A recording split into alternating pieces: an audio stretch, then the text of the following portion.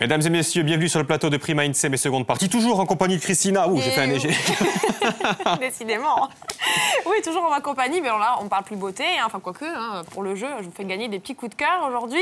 Mais on va parler de la 23e édition du Festival de la BD à Bastia avec nos invités. Mais tout de suite, on va jouer. Ah bah oui, on garde les bonnes habitudes, bien sûr. Un extrait toujours. Un extrait toujours d'un programme de ce soir, Mémoire Corse à 18h.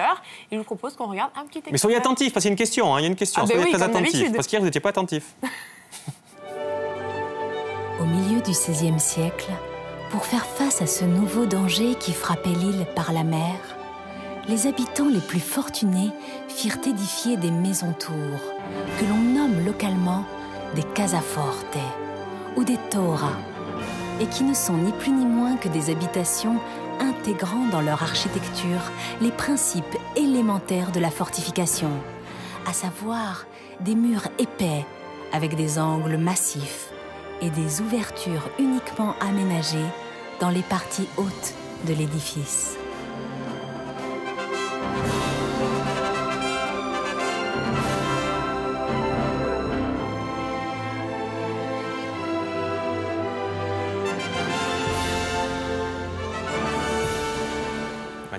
Si Mouftaz Biobra et Odial aura collé ou non, mais dis-tu Gaza. Facile. Quel est le nom de cette grande maison? Si vous avez la réponse, vous nous appelez au 0800 3 x 0900. Je pense qu'il va y avoir du monde aujourd'hui parce que j'ai encore de très beaux cadeaux. Hein.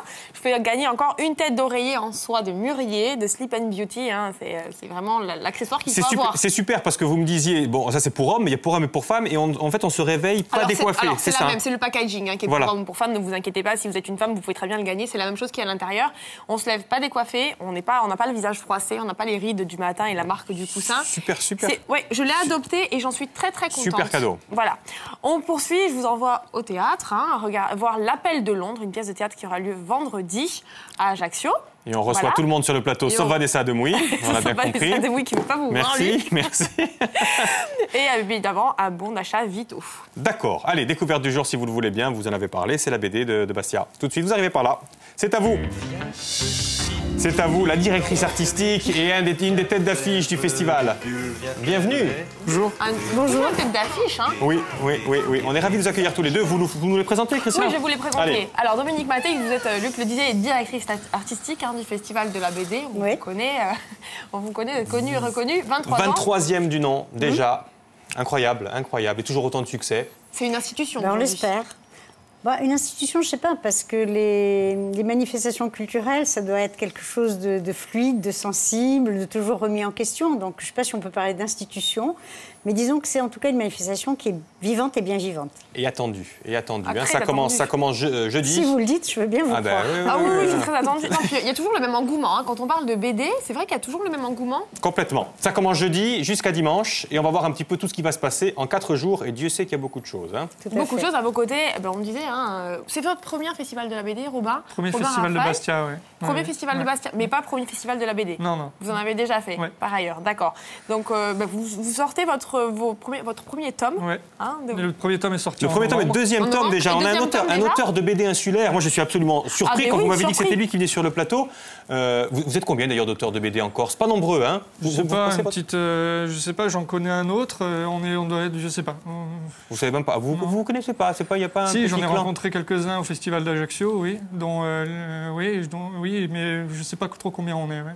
Alors, vous, à la base, vous faisiez pas de BD, hein? Avant, j'étais dans le dessin animé, Dans le dessin animé, à Furamos. Exactement. Vous êtes né à Bastia, vous êtes bastiais. Ouais. Hein, et puis un jour, vous avez décidé de partir du côté d'Angoulême. Ouais. Pour aller dans la BD ou pas d'ailleurs? Non, en fait, j'ai fait une école à côté de Montpellier. Oui. Et après, j'ai trouvé un emploi à Angoulême dans le dessin animé. Une école de dessin animé, j'ai fait. Et puis après, j'ai trouvé mon premier boulot dans le dessin animé à Angoulême. Et vous avez sorti, donc Les Chevaliers, on vient de voir, là, et parce qu'on est allé un petit peu vite, vous avez été Lee Houtman. Lee Houtman, c'est quoi? Mais Lee Houtman, c'est la personne qui s'occupe des mouvements de caméra dans le dessin animé. Donc on lui donne les décors, qui sont dessinés. Et nous, à travers un logiciel informatique, on prend une caméra virtuelle et on reproduit les mouvements de caméra créés par le storyboard. Mais ça vous plaisait pas? Si, ça me Ça vous plaisait? bien, Quoi qu'il en soit, vous décidez d'arrêter, en tout cas. Voilà, mettre entre parenthèses ou arrêter? C'est je sais pas complémentaire trop, quand même. ouais. Quoi qu'il en soit, vous êtes rentré à Bastia et vous vous consacrez entièrement au dessin. Maintenant, ouais. Hein ça, vous le savez, Ouais. puisque vous venez de sortir. Vous avez sorti il y a combien de temps, les Chevaliers des Sables? Le premier tome est sorti en novembre 2015. Voilà. Et là, le deuxième deuxième tome, en mars, là. en mars, vient de sortir. Ouais. C'est quoi l'histoire des Chevaliers des Sables? Racontez-nous. Oui, L'histoire, parce que vous êtes dessinateur et il y a un scénariste. Oui, hein. voilà, ouais. Oui. L'histoire, c'est l'envie de faire une histoire de super-héros, mais au Moyen-Âge, quoi, en fait, en gros. Donc, il y a les croisés qui arrivent à Jéricho, et ils se retrouvent attaqués par un colosse, le colosse de Jéricho, qui est le super-héros de l'histoire. Et voilà, on va essayer de chercher où il se cache, et voilà. Ce qui est marrant, j'allais dire, je trouve plus le mot, Non, mais ironie de l'histoire, vous parlez de guerre de religion, on rattache encore actuellement en plus. Enfin, là, c'est la première croisade, hein, on est avec Godefroy de Bouillon, on vous suit. D'ailleurs, c'est historique ou pas? Il y a quelques références historiques, mais pas énormément. Hein. C'est vraiment de la fiction. D'accord. Mais je disais, le second tome est sorti très vite quand même, parce que normalement on attend un petit peu avant que le second tome ne en fait, c'était un souhait de l'éditeur de faire sortir les 2 tomes très rapprochés. Parce que c'est une histoire qui se fait vraiment qui se continue vraiment sur 2 tomes. Donc, pour que les lecteurs soient pas largués, on se devait de sortir les 2 albums très rapprochés. Ouais.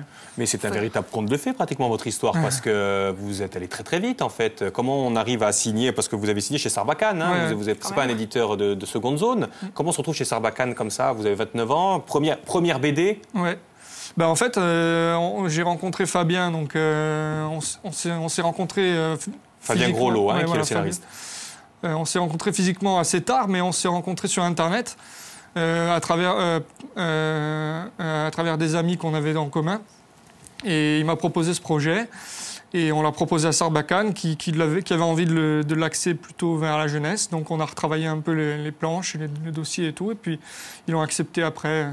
Voilà. Et c'est parti, Alors, et ça a été édité. On a de l'histoire et on a aussi du western. Parce que vraiment, cette année, c'est autour du western, vraiment? Alors, pas que, puisqu'il y a 18 expositions qui ouvrent le jeudi 31 mars. Mais il y a effectivement une grande exposition qui s'appelle Western Forever, qui est un peu l'expo phare, puis c'est une grande scénographie sur plus de 250 mètres carrés, très ludique, avec plus de 8 auteurs invités, dont des gens très importants comme François Bouc ou Ralph Meyer ou Mathieu Bonhomme, etc., plus un débat autour du western. Il y aura vraiment un très très beau décor, hein, vous nous disiez en Oui, en fait, l'idée, c'est que la bande dessinée en western s'est beaucoup inspirée du cinéma. Donc, on recrée un décor de cinéma, c'est-à-dire un village de l'Ouest américain, tel qu'on peut l'imaginer dans un décor de cinéma. Et à l'envers du décor, il y aura l'exposition des planches originales des auteurs. Et d'ailleurs, on organise aussi le vendredi 1er avril une nuit du western au Régent Cinéma, où là, on va projeter des westerns toute la nuit. Et ce sont les auteurs de bande dessinée qui vont parler de ces films et de comment des films comme 3h10 pour Yuma ou Open Range ont influencé leurs œuvres. Parce que la particularité du Festival de BD de Bastia, c'est que non seulement il y a des auteurs, il y en a combien des auteurs comme Robin? Cette année, il y en aura presque 35. 35 auteurs qui sont là avec leur album, vous dédicacez à longueur de journée. Ça va être ça votre boulot d'ailleurs? C'est pas ça, Bastia. Hein. Ah non, non, là, je veux dire. Et la particularité, c'est qu'ils participent aussi. Alors expliquez-nous justement ce qu'ils font, ces 35 auteurs. Mais ils le font quand même, ils font des dédicaces de leur album, absolument, on est d'accord? Absolument, Bon. si vous voulez, il y a une grande librairie éphémère, mais dans cette librairie, on ne trouve que les albums des auteurs qui sont invités à Bastia, afin que le public, une fois qu'il a vu l'expo, puisse aller acheter, ou pas, mais aller acheter s'il le veut, un ou plusieurs albums de l'auteur. Et ensuite, les auteurs signent. Mais c'est plutôt au sein de la cafétéria Dona Volta ou sur une terrasse devant le centre culturel au soleil, on l'espère. Il n'y a pas de temps de signature jusqu'à dimanche midi, ça va aller, je pense, apparemment. C'est cette particularité qui pour le ciel, je parlais du ciel, excusez-moi, mais je parlais du ciel. Ne vous inquiétez pas pour le ciel. C'est important. Oui, non, mais je dis, c'est une particularité justement de nos festivals en Corse, je parle en général, c'est-à-dire que les personnes peuvent aller à la rencontre des auteurs, c'est plus cool. Sur le continent, il y a une file d'attente, dans un hall, ils ont 1 minute pour signer. Chez nous, c'est beaucoup plus cool, beaucoup plus étendu, et c'est important peut-être, vous, en tant qu'auteur, d'avoir un retour de vos lecteurs direct. Absolument, ouais. J'espère que je vais rencontrer des lecteurs qui auront lu les albums et qui pourront me dire ce qu'ils en pensent. Oui, c'est vrai que c'est important. Et surtout vous découvrir, parce que honnêtement, vous n'êtes pas trop connu en Corse. Ou... Non, ouais. Enfin, je suis abasourdi de voir qu'il y a un auteur comme ça à succès sur notre... Les rencontres de Bastia, elles sont là pour ça aussi, pour faire découvrir de jeunes auteurs. Et quand en plus c'est un jeune Corse très talentueux, c'est un double plaisir. Tiens, un auteur corse dans le monde impitoyable de la BD, chapeau. C'est un monde impitoyable, la BD, ou pas? Son secret, il demande. Tiens, son secret, d'ailleurs. Tiens, c'est un monde impitoyable, la BD, ou pas? Non, impitoyable, non. Non. Non, c'est un monde exigeant, mais je crois que tout le monde de l'art, si on veut réussir, c'est forcément par l'exigence qu'on y arrive. Si vous le dites. Et donc, on a bien compris le côté western. Et puis, qu'est-ce qu'il y a d'autre? Qu'est-ce qu'on va dans 4 jours? Parce que c'est très fourni. On peut noter aussi, je mime ici, mais l'affiche a été créée par Edmond Baudouin, quand même. Tout à fait, par Edmond Baudouin, qui est quand même un grand nom de la bande dessinée européenne, voire mondiale. Puis c'est quelqu'un qui a travaillé aussi au Japon, en Amérique latine, aux États-Unis. Donc c'est Edmond Baudouin qui a créé l'affiche. Et puis il y aura aussi une grande exposition, parce que Bastia, c'est de la bande dessinée, mais c'est aussi de l'illustration jeunesse. Donc il y aura aussi une grande exposition interactive autour du pop-up, du livre animé. C'est ces livres qu'on ouvre et puis tout d'un coup ça se déploie en volume. Et puis il y a de nombreux auteurs comme Pénélope Bagieux, Rubén Pelerero qui est espagnol et qui vient à Bastia à notre invitation. Et Rubén, c'est lui qui a repris Corto Maltese. Le Corto qui est sorti en décembre dernier a été dessiné par Rubén Pelerero. Voilà, il y a des ateliers aussi, non? Il y a des ateliers gratuits, c'est ça qui est intéressant. Tout à fait. Parce que je vais réussir à le dire. Il y a de très nombreux ateliers. Alors, ateliers pour les scolaires le jeudi et le vendredi sur réservation, mais le samedi et le dimanche toute la journée, des ateliers pour les enfants et même pour les adultes, tous gratuits. On apprend à dessiner. Mais qu'est-ce qu'on apprend dans ces ateliers? On apprend à dessiner, on apprend à faire un scénario, on peut faire de la sérigraphie, on peut faire des pop-up. Ah oui, on peut faire des petits pop-up. On peut jouer avec des tampons.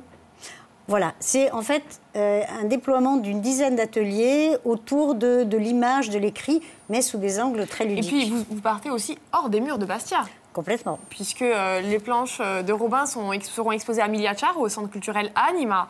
Tout à fait. Et puis bon, on peut citer aussi à Saint-Florent, la bibliothèque du Nez, qui fait un prêt de plus de 300 albums. Oui, et puis il y aura des expos au Velho Calvez et à Calvi, des expos à Porto Vecchio. Et puis il y a des scolaires qui viennent di Bonivadio, fino a Centuri. Bon, d'accord. Mais alors justement, donc c'est ce qu'on disait, c'est une affaire qui roule alors, le festival de la BD maintenant. Disons que moi, je préfère dire que c'est quelque chose de vivant. Et que ça s'entretient. Et voilà. Et la vie, c'est précieux. C'est précieux et délicat à la fois, même si elle est très exubérante, ce que j'espère pour cette manifestation. Donc, il faut toujours le traiter avec attention et vigilance. Exact. Combien vous avez eu de visiteurs l'an dernier? Alors, l'an dernier, on a eu plus de 10 000 visiteurs. 10 000 quand même, 10 000 effectivement. Vous en attendez cette année pareil?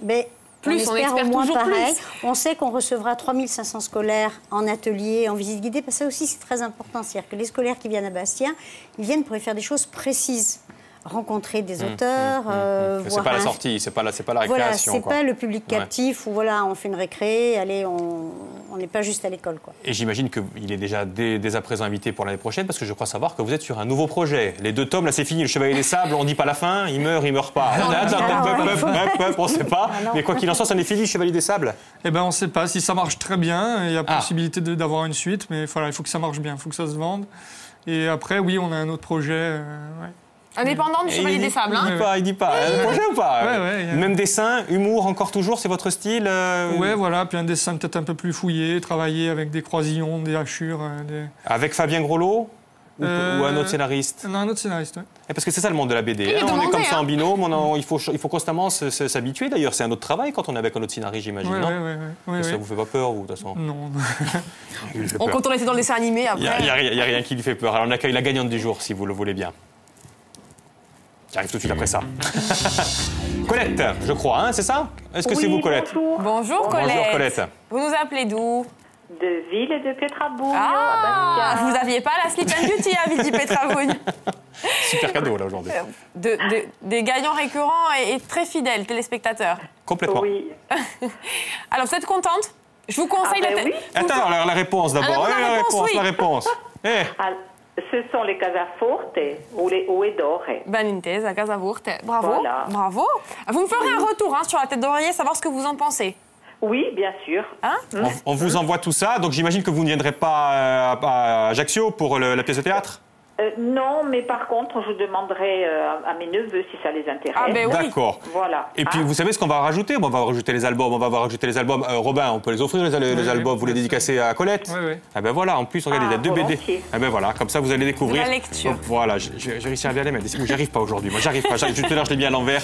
Merci infiniment, Merci Colette, à pour votre vous. fidélité. Merci à vous, à très On bientôt. vous a couvert de cadeaux aujourd'hui. À bientôt. Merci Et ben vous, Mais continuez à regarder parce que cette semaine, j'ai un très très beau cadeau. Hein. complètement toute la semaine. Bon festival à vous. Il y aura beaucoup de succès, j'en suis sûr. Merci. Longue vie Merci. à vous, longue route à vous. Et puis nous, on se retrouve demain. On se retrouve demain. À demain, on va boire du Coca-Cola, mais nous, je serai à l'aise. Ici, mais avant Ici. cela, on parle encore bien-être avec Avant, on toi. parle encore bien-être, bien entendu. Décidément. Vergeture, cellulite demain et Comment- des crèmes à gagner pour combattre cette cellulite. Comment Au jeu. faire tout disparaître. Et puis, comme d'habitude, je vous retrouve d'abord côté cuisine avec Marina. Vous savez tout. Allez, il ne reste plus qu'à nous quitter. À demain. Ciao, ciao.